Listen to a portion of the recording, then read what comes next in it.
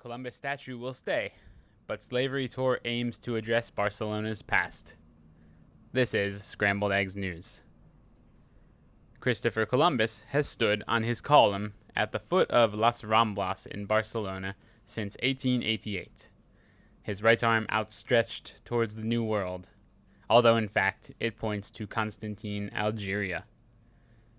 And there he's likely to stay after the mayor, Ada Colau, rejected calls to pull down the city's most iconic statue. In doing so, Colau is keeping faith with the idea that it's better for the city to face up to the past than to deny it. Columbus's links with the city are tenuous at best, but what isn't in doubt is Barcelona's long and lucrative association with slavery.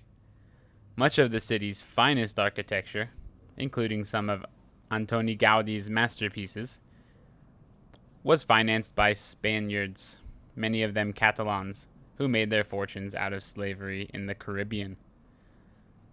Perhaps more offensive than Columbus are the many statues and memorials to those who owed their wealth to slavery.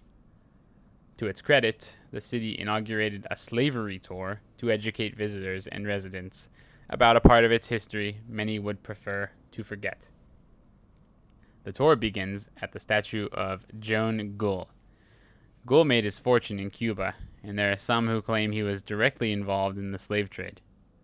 Others are more circumspect.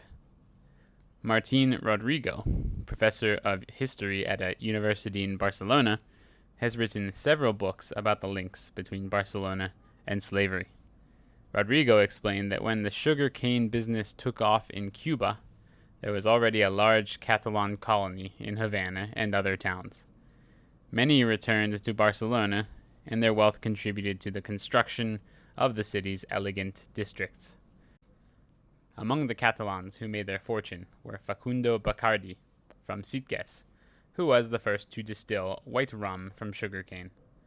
Another was Jaime Partagas, whose name lives on as a famous brand of Cuban cigars. Barcelona was never an important slave port, and although few of the Catalans were actually slave traders, Rodrigo points out that it was impossible to make your fortune in Cuba without benefiting from slavery, which was the basis of the economy. The tour ends at the statue of the slave trader Antonio Lopez. However, the statue is no longer there as it was removed by popular demand in 2018.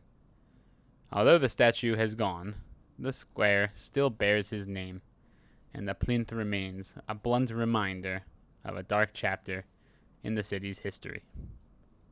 This is Ross signing off for Scrambled Eggs News.